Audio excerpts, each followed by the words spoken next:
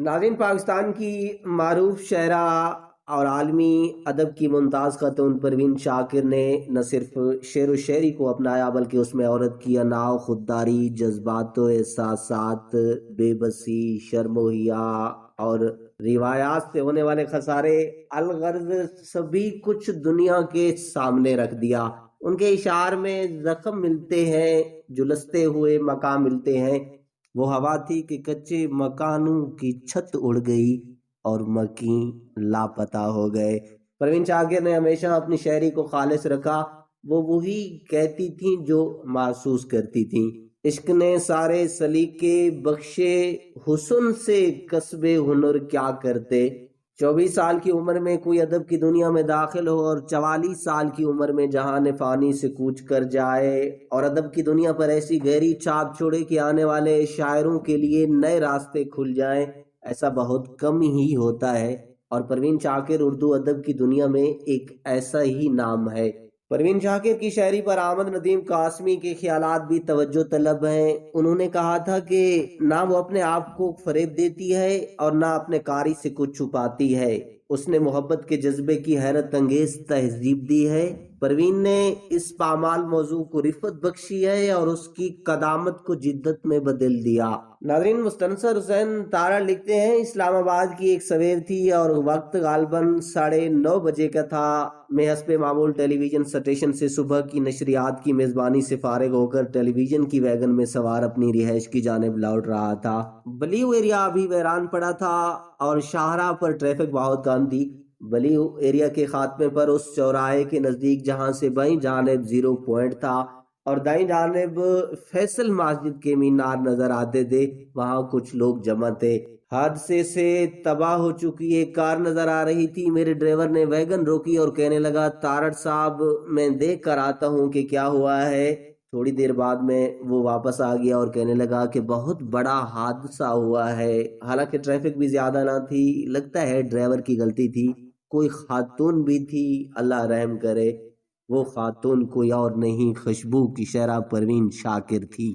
नाज़रीन, मुस्तनसर हुसैन ताड़ मजीद लिखते हैं, इस्लामाबाद के कब्रिस्तान में परवीन को रुखसत करने वाले बहुत कम लोग थे।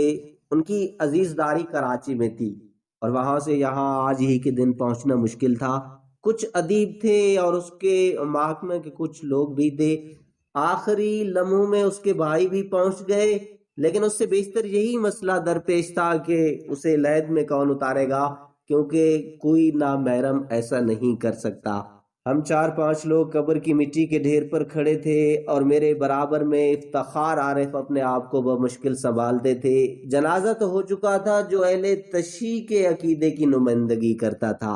हमने कुछ देर इंतजार किया, इस उलझन का शिकार रहे कि अगर उनका कोई नजदीकी अजीज बर वक्त ना पहुंचा तो परवीन को लहद में कैसे उतारा जाएगा। मुस्तनसर हुसैन तारा लिखते हैं, मुझे मुकम्मल तफसील तो याद नहीं रही कि उसके भाई कब पहुंचे, लेकिन ये याद है कि किसी ने सफेद कफन में लिपटी परवीन शाकिर को इफ्तिखार आरिफ के बड़े हुए हाथों में दे दिया। इफ्तिखार उसे थामे हुए कब्र में उतरने को थे कि यकदम उनका रंग जर्द पड़ गया, हाथ लरजने लगे। उन्होंने यकदम मुझसे कहा, तारड़, परवीन को संभालो।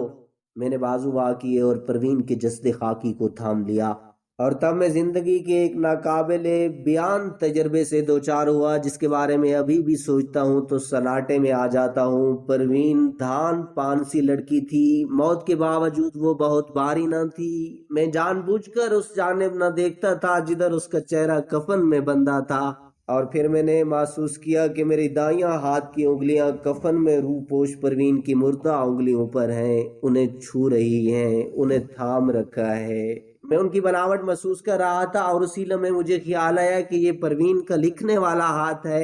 इन्हीं उंगलियों से उसने वो सब शेर लिखे जो एक जमाने के दिल पसंद हुए, एक दास्तान हुए, और आज मैं उन्हीं बेजान हालत में अपनी उंगलियों से थामे हुआ हूँ। ये लम्हा, ये कैफियत आज तक मेरे बदन पर सब्त है। मैं आज भी परवीन की उंगलियों की मौत को महसूस करता हूँ। इस दौरान परवीन के भाई कराची से आ चुके थे। मुझसे लहद में उतरा न जाता था। किसी और शख्स ने मेरी मदद की और हमने उसके मुर्दा बदन को कब्र में खड़े उसके भाई या अजीज के सपुर्द कर दिया। नाज़रीन, आखिर में परवीन शाकिर के एक शेर के साथ वीडियो का इख्तिताम करते हैं। इस बार जो ईंधन के लिए कट के घिरा है, चिड़ियों को बड़ा प्यार था उस बूढ़े शजर से। नाज़रीन, हम आपसे भी परवीन शाकिर के बारे में एक कमेंट की उम्मीद जरूर रखते हैं।